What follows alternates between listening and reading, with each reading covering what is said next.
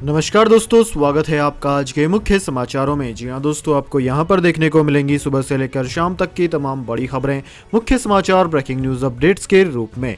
तो दोस्तों, आप सभी लोगों से रिक्वेस्ट है इस वीडियो को ज्यादा से ज्यादा लाइक और शेयर करें। तो दोस्तों, सीधे चलते हैं आज की पहली बड़ी खबर की ओर।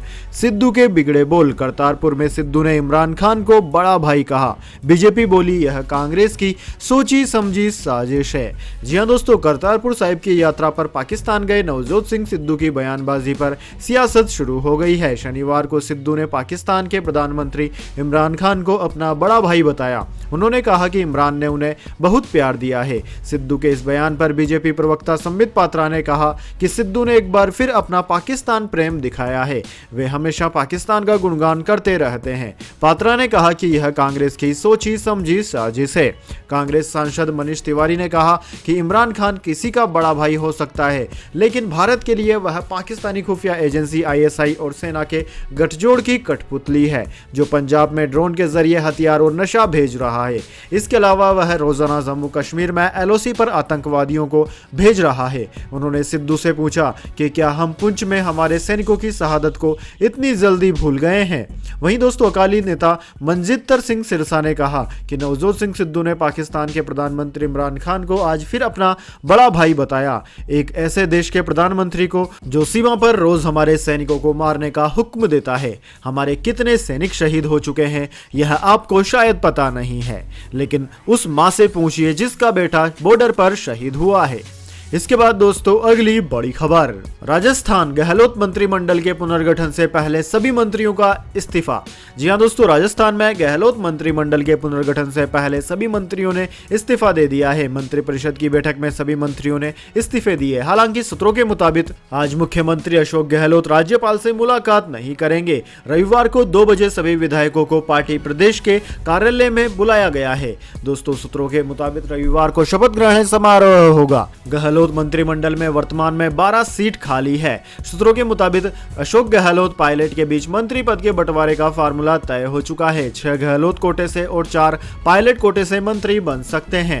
मंत्रिमंडल में 2 सीट खाली रहेंगी। करीब 15 सदस्य सचिव बनाए जा सकते हैं। गहलोत मंत्रिमंडल में अधिकतम 30 मंत्री हो सकते हैं। इसके बाद दोस्तों, अगली बड़ी खबर। जनवरी से रेडीमेड कपड़ा खरीदना होगा महंगा। 5 से बढ़कर 12% हो जाएगी जीएसटी दरें।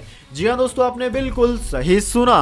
खाने पीने, पेट्रोल डीजल के बाद अब रेडीमेड कपड़ा और जूते पहनना भी महंगा हो गया है। रेडीमेड कपड़े, टेक्सटाइल और फुटकर खरीदना जनवरी 2022 से महंगा हो जाएगा। दरअसल दोस्तों, सरकार ने रेडीमेड कपड़ों, टेक्सटाइल और फुटवियर जैसे फिनिश्ड प्रोडक्ट्स पर जीएसटी दरें 5% से बढ़ाकर 12% कर दी है, जो कि जनवरी 2022 से लागू होंगी। Central board of indirect tax and customs यानी कि सीबीआईसी ने इस बारे में 18 नवंबर को नोटिफिकेशन जारी कर जानकारी दी है। फैब्रिक्स पर जनवरी 2022 से जीएसटी दरें 5% से बढ़कर 12% हो जाएंगी। इसी तरह किसी भी मूल्य के बनाए कपड़े पर जीएसटी दरें भी 12% हो जाएंगी। दोस्तों, आपकी जानकारी के लिए बता दें, इससे पहले 1000 रुपए से ज्यादा मूल्य के कपड़ों पर 5% जीएसटी लगता था। इस तरह दूसरे टेक्सटाइल यानी कि बुने हुए कपड़े, synthetic York, pile fabrics, blankets, tent, Campbell cloth जैसे दूसरे टेक्सटाइल पर भी जीएसटी दर 5% से बढ़ाकर 12% कर दी गई है। इसके साथ ही किसी भी मूल्य के फुटवेयर पर लागू जीएसटी दर भी 12% कर दी गई है। दोस्तों, आपकी जानकारी के लिए बता दें, पहले 1000 रुपए से ज्यादा मूल्य के फुटवेयर पर 5% की दर से जीएसटी लगता था। इसके बाद दोस्तों, अगली बड़ी खबर। बॉलीवुड अभिनेत्री कंगना रनावत के खिलाफ शिकायत। एक्ट्रेस ने किसानों को बताया था खालिस्तानी आतंकवादी। दिल्ली में देशद्रोह की शिकायत दर्ज। जी हां दोस्तों, बॉलीवुड एक्ट्रेस कंगना रनावत मोदी सरकार के कृषि कानून वापस लिए जाने पर लगातार नाराजगी जाहिर कर रही है। हाल ही में उन्होंने पूर्व प्रधानमंत्री इंदिरा गांधी की तारीफ करते हुए किसानों को खालिस्तानी आतंकवादी कहा था। कंगना के इस बयान के बाद यूथ कांग्रेस के नेशनल सेक्रेटरी अमरिंदर रंजन और लीगल सेल के कोऑर्डिनेटर अंजुम दीक्षित ने उनके खिलाफ दिल्ली में शिकायत दर्ज करवाई। एक्ट्रेस ने शुक्रवार को सोशल मीडिया पर लिखा था कि खालिस्तानी आतंकवादी शायद आज सरकार का हाथ मोड़ रहे हैं, लेकिन भारत के इकलौती प्राइम मिनिस्टर को मत भूलिए जिन्होंने इनको अपनी जूती के नीचे दबा दिया था। उन्होंने इस देश के लिए पता नहीं कितना सहा है। उन्होंने अपनी जिंदगी के बदले इन्हें मच्छरों की तरह कुचला है, लेकिन देश के टुकड़े नहीं होने दिए। उनकी मौत के दशकों बाद भी आज तक ये उनके नाम से कांपते हैं। इनको वैसा ही गुरु चाहिए। रही है। इससे आगे कंगना ने लिखा था कि खालिस्तानी मूवमेंट के बढ़ने के समय उनकी कहानी और ज्यादा रिलेवेंट लगती है। बहुत जल्द आपके लिए ला रहे हैं इमरजेंसी कंगना की अपकमिंग फिल्म है। इसमें वो इंदिरा गांधी की भूमिका निभाएगी। इसके बाद दोस्तों अगली बड़ी खबर, किसान जारी रखेंगे आंदोलन, कृषि कानूनों की वापसी के ऐलान के बाद बोले योगेंद्र यादव। जी हां दोस्तों, किसान आंदोलन पहले की तरह जारी रखे जाएंगे। संयुक्त किसान मोर्चा के सदस्य और किसान नेता योगेंद्र यादव ने शनिवार को कोर कमेटी की बैठक के बाद यह जानकारी दी। योगेंद्र यादव ने कहा कि किसानों की 22 नवंबर को लखनऊ में होने वाली किसान महापंचायत भी अगले निर्धारित कार्यक्रम के अनुसार ही आयोजित की जाएगी। यही नहीं, किसान 29 नवंबर को तय कार्यक्रम के मुताबिक संसद मार्च की योजना भी रद्द नहीं करेंगे। दोस्तों, योगेंद्र यादव संयुक्त किसान मोर्चा की कोर कमेटी के सदस्य हैं। प्रधानमंत्री नरेंद्र मोदी ने शुक्रवार को गुरु पर्व के मौके पर तीनों कृषि कानून को वापस लेने का ऐलान किया था। योगेंद्र यादव ने कहा कि उन्हें याद नहीं होता है कि पिछले 70 सालों में किसानों को इतनी बड़ी जीत कभी मिली होगी। ऐसे में 7 साल में पहली बार सरकार को कदम वापस लेना पड़ा है। हालांकि बिजली संशोधित बिल, पराली बिल का सवाल अभी बाकी है। किसान पहले दिन से न्यूनतम समर्थन मूल्य की कानूनी गारंटी का मुद्दा उठाते रहे हैं। किसानों पर झूठे केस लादे गए हैं। किसानों की कुचलने की घटना के बावजूद केंद्रीय मंत्री खुलेआम घूम रहे हैं। पीएम शायद राष्ट्र के नाम अपने संबोधन में इन बातों को भूल गए हो, लेकिन हम नहीं भूले हैं। लिहाजा फिलहाल सारे कार्यक्रम तय निर्धारित समय होंगे। संसद में कानून रद्द हो जाएंगे तो आगे निर्णय लिया जाएगा।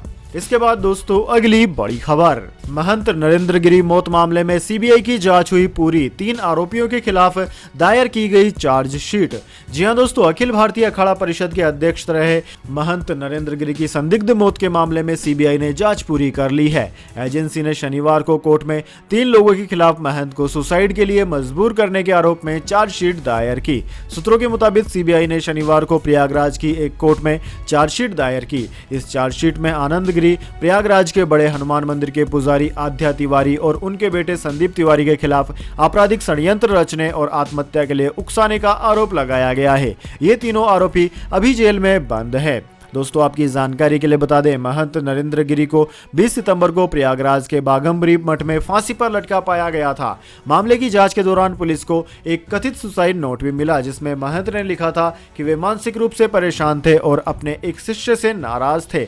मामले की गंभीरता को देखते हुए यूपी पुलिस ने 18 सदस्यीय एसआईटी का गठन किया था, जिसने आनंद गिरी को उत्तराखंड के हरिद्वार से गिरफ्तार किया। इसके बाद दोस्तों अगली बड़ी खबर, आर्यन खान ने नहीं की साजिश, एनसीबी की थ्योरी की बॉम्बे हाईकोर्ट ने उड़ाई धज्जियां। बेल ऑर्डर में कहा आरोपी साबित करने के लिए सबूत नहीं है। जी हां दोस्तों, क्रूज ड्रग्स केस में 26 दिन हिरासत में रहे आर्यन खान के खिलाफ नारकोटिक्स कंट्रोल ब्यूरो के पास कोई सबूत नहीं था। बॉलीवुड स्टार शाहरुख खान के बेटे आर्यन खान को बॉम्बे हाईकोर्ट से मिली बेल का डिटेल्ड ऑर्डर शनिवार को सार्वजनिक कर दिया गया। कोर्ट ने 14 पन्नों के विस्तृत आदेश में एनसीबी की सारी थ्योरी की धज्जियां उड़ा दी। बॉम्बे हाईकोर्ट ने माना कि आर्यन खान ने दूसरे अभियुक्तों के साथ मिलकर ड्रग सेवन के लिए कोई साजिश रचाई हो, ऐसा कोई ठोस सबूत नहीं है। आर्यन खान की व्हाट्सएप चैट को भी कोई खास सबूत नहीं मान सकते। हाईकोर्ट ने कहा कि कोर्ट के सामने ये साबित करने के लिए कोई ऑन रिकॉर्ड पॉजिटिव सबूत पेश नहीं किए गए हैं कि सभी आरोपी व्यक्ति सामान्य इरादे से गैरकानूनी कार्य करने के लिए सहमत हुए। आगे कहा गया है कि अदालत इस बात के प्रति सेंसिटिव है कि सबूत के रूप में बुनियादी सामग्री होनी चाहिए, जिससे आवेदकों के खिलाफ साजिश के मामले को साबित किया जा सके। दोस्तों, बॉम्बे हाईकोर्ट ने 14 पन्नों के रिलीज ऑर्डर के साथ आदेश में यह भी कहा कि एनसीबी जांच अधिकारी द्वारा दर्ज किए गए सभी आरोपी अभियुक्तियों के कन्फेशन वाले बयान पर भरोसा नहीं कर सकता है, क्योंकि यह बाध्यकारी नहीं है। क्रूज ड्रग्स पार्टी केस में बॉम्बे हाईकोर्ट ने बीती 28 अक्टूबर को आर्यन खान को जमानत पर रिहा करने का आदेश दिया था। उस वक्त हाईकोर्ट ने सिर्फ ऑपरेटिव पार्ट बताया था। जस्टिस नितिन सांप्रे के विस्तृत आदेश की जानकारी अब सामने आई है। इसके बाद दोस्तों अगली बड़ी खबर, धोनी ने बता दिया कब खेलेंगे अपना आखिरी मैच। माही ने कहा आईपीएल 2022 में खेलने को लेकर कुछ सोचा नहीं, अभी काफी वक्त है। जी हां दोस्तों, चेन्नई सुपर किंग्स के कप्तान महेंद्र सिंह धोनी का आईपीएल 2022 सीजन को लेकर बड़ा बयान सामने आया है। चेन्नई सुपर किंग्स की जीत का जश्न मनाने के लिए आयोजित द चैंपियंस कॉल कार्यक्रम में संन्यास के सवाल पर उन्होंने कहा कि मैं इसके बारे में अभी सोच रहा हूं। अभी हम नवंबर में हैं, आईपीएल 2022 अप्रैल में होगा। उन्होंने उन्होंने कहा कि मैंने हमेशा अपने क्रिकेट के लिए योजना बनाई है। मैंने अपना आखिरी घरेलू मैच और आखिरी वनडे दोनों रांची में खेला था। उम्मीद है मेरा आखिरी टी20 मैच चेन्नई में होगा, चाहे वह अगले साल हो या आने वाले 5 सालों में। धोनी इंटरनेशनल क्रिकेट में संन्यास लेने के बाद आईपीएल में खेलते रहे हैं। दोस्तों 2020 के सीजन में चेन्नई का प्रदर्शन बहुत ही खराब रहा था। टीम पहली बार प्लेऑफ में नहीं पहुंच पाई थी, लेकिन फ्रेंचाइजी ने धोनी पर भरोसा जताए रखा। 2021 के सीजन में धोनी की टीम कमाल की वापसी करते हुए चौथी बार चैंपियन बनी। इसके बाद दोस्तों रुक करें अगली बड़ी खबर का, लेकिन उससे पहले मेरी आपसे एक छोटी सी रिक्वेस्ट है। अगर दोस्तों आपको अभी तक हमारी न्यूज पसंद आई है तो इसे एक छोटा सा लाइक जरूर दे दें, और अगर आपको पसंद नहीं आई है तो बेशक आप डिसलाइक भी कर सकते हैं, लेकिन दोस्तों लाइक और डिसलाइक जरूर कीजिए, क्योंकि दोस्तों यही हमारी मेहनत का फल होता है और इसी से हमें पता चलता है कि आपको हमारी वीडियोस पसंद आ रही है या नहीं। तो दोस्तों जल्दी से जानते हैं अगली बड़ी खबर। क्रिकेट फैंस के लिए खुशखबरी, भारत में होगा आईपीएल 2022 का आयोजन। बीसीसीआई सचिव जय शाह ने किया कंफर्म। जी हां दोस्तों, भारतीय क्रिकेट कंट्रोल बोर्ड यानी कि बीसीसीआई के सचिव जय शाह ने शनिवार को एक बड़ी घोषणा की। आईपीएल 2022 का आयोजन अब भारत में ही किया जाएगा। इस खबर ने करोड़ों क्रिकेट प्रेमी के चेहरे पर मुस्कान लाने का काम किया है। दोस्तों पिछली बार भी भारत में आईपीएल का आगाज हुआ था, लेकिन कोरोना वायरस के कारण टूर्नामेंट को बीच में ही दुबई शिफ्ट करना पड़ा। शाह ने आईपीएल 2021 में चेन्नई सुपर किंग्स की जीत के समारोह द चैंपियंस कोल में आईपीएल के भारत में होने की जानकारी शेयर की। आईपीएल पर बात करते हुए अपने बयान में बीसीसीआई सचिव ने कहा कि मुझे पता है कि आप सभी चेपाक में चेन्नई का खेल देखने का इंतजार कर रहे हैं। ये पल बहुत दूर नहीं है। आईपीएल का 15वां सीजन भारत में ही होगा और 2 नई टीमों के शामिल होने के साथ यह पहले से कहीं अधिक रोमांचक होगा। इसके बाद दोस्तों अगली बड़ी खबर, आंध्र प्रदेश में भारी बारिश के बाद बिगड़े हालात, अब तक 25 की मौत, 17 हुए लापता। जी हां दोस्तों, आंध्र प्रदेश में इन दिनों बारिश के चलते भारी तबाही की स्थिति है। कई जगह से घरों के टूटने, मौतें और लापता होने की खबरें आ रही है। इसी कड़ी में राज्य के अनंतपुर जिले के कामदी कस्बे में देर रात भारी बारिश के कारण एक पुरानी 3 मंजिला इमारत गिर गई। इस दुर्घटना में 3 बच्चों और एक वृद्ध महिला की मौत हो गई। ये दुर्घटना देर रात 3 बजे की है। दोस्तों इस समय मौके पर एयरफोर्स, एनडीआरएफ, एसडीआरएफ और पुलिस मौजूद है। उन्हीं की मुस्तैदी की वजह से कई लोगों को सुरक्षित बाहर निकाला गया है। आज रेस्क्यू टीम ने चुनौतियों के बीच कुल 64 लोगों को सुरक्षित बाहर निकाला, लेकिन 4 राज्यों में फिर 243 रिलीफ कैंप खोल दिए गए। वहां पर कई लोगों को मदद की जा रही है। अब शनिवार को बारिश में जरूर कमी आई, लेकिन कई जगहों पर पानी इतना ज्यादा बढ़ चुका है कि कई ट्रेनों को रद्द करना पड़ा। जानकारी मिली है कि कुल 10 एक्सप्रेस ट्रेनों को कैंसिल कर दिया गया है। वहीं प्रभावित राज्यों में सड़कों को भी भारी नुकसान हो चुका है। इसके बाद दोस्तों अगली बड़ी खबर, आने वाले 5 साल में 50,000 करोड़ रुपए की हो जाएगी देश की ड्रोन इंडस्ट्री, स्मृति शाह ने कहा। जी हां दोस्तों, भारत में ड्रोन यानी कि अनमैन्ड एयरक्राफ्ट सिस्टम की इंडस्ट्री अगले 5 साल में 10 गुना तक बढ़कर 50,000 करोड़ रुपए की हो सकती है। इससे अगले 3 वर्षों में 10,000 और 5 वर्षों में लगभग 20,000 करोड़ लोगों को रोजगार मिलने की उम्मीद है। देश में ड्रोन को बढ़ावा देने के लिए बनी गैर लाभकारी संस्था ड्रोन फेडरेशन ऑफ इंडिया के डायरेक्टर स्मृति शाह ने दैनिक भास्कर के अजय तिवारी से बातचीत में यह जानकारी दी। इसके बाद दोस्तों अगली बड़ी खबर, इंपोर्टेड स्कॉच विस्की की चुस्की यहां हुई सस्ती, सरकार ने 50% घटा दी एक्साइज ड्यूटी। जी हां दोस्तों, महाराष्ट्र सरकार ने इंपोर्टेड या फिर आयातित स्कॉच विस्की पर एक्साइज ड्यूटी की दर में 50% की कटौती की है। इससे राज्य में इसका दाम दूसरे प्रदेशों के बराबर हो गया। एक वरिष्ठ अधिकारी ने यह जानकारी दी है। पीटीआई की खबर के मुताबिक अधिकारी ने कहा कि स्कॉच विस्की पर एक्साइज ड्यूटी को विनिर्माण लागत के 300 से घटाकर 150% कर दिया गया है। इस बारे में गुरुवार को नोटिफिकेशन जारी की गई है। खबर के मुताबिक महाराष्ट्र सरकार को इंपोर्टेड स्कॉच की बिक्री पर सालाना 100 करोड़ रुपए का राजस्व मिलता है। अधिकारी ने कहा कि इस कटौती से सरकार का राजस्व बढ़कर 250 करोड़ रुपए पर पहुंचने की उम्मीद है, क्योंकि इससे बिक्री 1 लाख बोतल से बढ़कर 2.5 लाख बोतल हो जाएगी। एक्साइज ड्यूटी में भारी कटौती से महाराष्ट्र में स्कॉच का ब्लैक कारोबार और नकली वाइन की बिक्री भी कम हो जाएगी। इस पर लगाम लगेगी। किसी भी राज्य सरकार को शराब की बिक्री से भारी भरकम रेवेन्यू आता है। हालांकि बिहार और गुजरात में शराब की बिक्री पर प्रतिबंध है। इसके बाद दोस्तों अगली बड़ी खबर, गोल्ड सिल्वर प्राइस टुडे, सोने की कीमतों में जबरदस्त गिरावट, खरीदारी से पहले चेक कर ले क्या है ताजा दाम।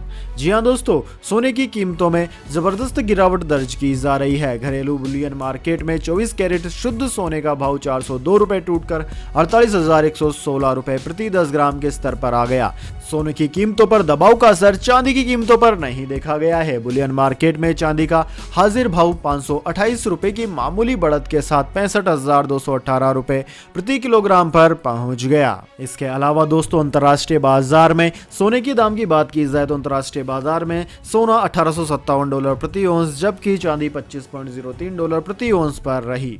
इसके बाद दोस्तों अगली बड़ी खबर, फटाके नहीं इस वजह से घुटा दिल्ली का दम, नासा ने अपनी रिपोर्ट में किया खुलासा। दोस्तों दिवाली के बाद से दिल्ली में बढ़ रहे प्रदूषण के लिए लगातार आतिशबाजी को कसूरवार ठहराया जा रहा है, लेकिन अमेरिकी अंतरिक्ष एजेंसी नासा ने अपनी रिपोर्ट में इसके लिए फटाके नहीं बल्कि पड़ोसी राज्यों में पराली जलाए जाने को दोषी माना है। दोस्तों आपकी जानकारी के लिए बता दें, राष्ट्रीय राजधानी दिल्ली में प्रदूषण खतरनाक स्तर तक बढ़ गया है। इसके लिए सीधे तौर पर प्रतिबंधों के बावजूद दीपावली पर हुई आतिशबाजी को जिम्मेदार माना जा रहा है।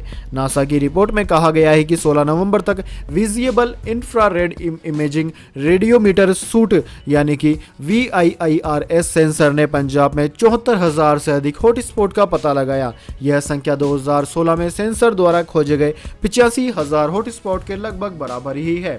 11 नवंबर को नासा ने पाया कि पंजाब और हरियाणा में पराली जलाने से उत्तर पश्चिम भारत में हवा की गुणवत्ता में तेजी से कमी आई। अमेरिकी एजेंसी ने बताया कि पराली जलाने की वजह से 11 नवंबर 2021 को Xiaomi NPP उपग्रह VIIRS ने पंजाब और हरियाणा में आग से उठने वाले धुएं का विशाल गुब्बार दिल्ली की ओर आते देखा, जो भारत की सबसे घनी आबादी वाले शहरों में से एक है। नासा ने कहा कि पाकिस्तान में लगी आग ने भी इस धुएं में योगदान दिया। इसके बाद दोस्तों अगली बड़ी खबर, चीन किसी दिन अचानक कर सकता है परमाणु हमला, अमेरिका के दूसरे सबसे बड़े मिलिट्री अफसर ने दी चेतावनी। जी हां दोस्तों, अमेरिकी सेना के दूसरे सबसे बड़े अधिकारी ने एक चेतावनी जारी करते हुए कहा है कि चीन किसी भी दिन अमेरिका पर अचानक परमाणु हमला कर सकता है। अमेरिका ने जुलाई में बीजिंग द्वारा हाइपरसोनिक हथियारों की जांच के नए ब्यौरे पर भी प्रकाश डाला। उस समय बीजिंग ने आवाज की गति से 5 गुना तेज गति से मिसाइल लॉन्च की थी। दोस्तों ज्वाइंट चीफ ऑफ स्टाफ के उपाध्यक्ष जनरल जोन हाइटेन ने 27 जुलाई को चीन के हाइपरसोनिक हथियारों के परीक्षण पर टिप्पणी करते हुए CBS न्यूज से कहा कि उन्होंने लंबी रेंज की मिसाइल का परीक्षण किया। इसने पूरी दुनिया का चक्कर लगाया, हाइपरसोनिक ग्लाइड वाहन को छोड़ा जो वापस चीन लौट गया। जब हाइटेन से यह पूछा गया कि क्या मिसाइल का निशाना ठीक रहा तो उन्होंने कहा काफी नजदीक रहा। हाइटेन का मानना है कि चीन के पास क्षमता है कि किसी दिन वह अमेरिका पर अचानक हमला कर सकता है। हाइटेन ने कहा कि पिछले 5 सालों में चीन ने सैकड़ों हाइपरसोनिक परीक्षण किए हैं जबकि अमेरिका ने महज 9 परीक्षण किए हैं। चीन ने एक मध्यम रेंज का हाइपरसोनिक हथियार तैनात कर रखा है जबकि अमेरिका को अभी ऐसा करने में कुछ वर्ष लगेंगे। तो दोस्तों यह थी आज की तमाम बड़ी खबरें। इसके बाद दोस्तों बारी आती है आज के माइंड क्यूज क्वेश्चन की। जी हाँ दोस्तों, एक आसान से सवाल का जवाब देकर आप जीत सकते हैं एक अमेजिंग सरप्राइज गिफ्ट हमारे यूट्यूब चैनल की ओर से। तो दोस्तों आज का सवाल आपकी स्क्रीन पर आ चुका है। भारत T20 विश्व कप के फाइनल में कितनी बार पहुंचा है? जी हां दोस्तों, अगर आप जानते हैं इस सवाल का जवाब तो जल्दी से कमेंट बॉक्स में लिख दीजिए। अगर दोस्तों आपका जवाब होता है एकदम सही और आप चुने जाते हैं लक्की विजेता के रूप में तो आपको मिल सकता है एक अमेजिंग सरप्राइज गिफ्ट हमारे यूट्यूब चैनल की ओर से। तो दोस्तों जल्दी से अपना उत्तर कमेंट बॉक्स में लिख दीजिए, वीडियो को लाइक कर लीजिए और चैनल को सब्सक्राइब करके बेल आइकन भी दबा लीजिए। धन्यवाद। वंदे मातरम। जय हिंद, जय भारत।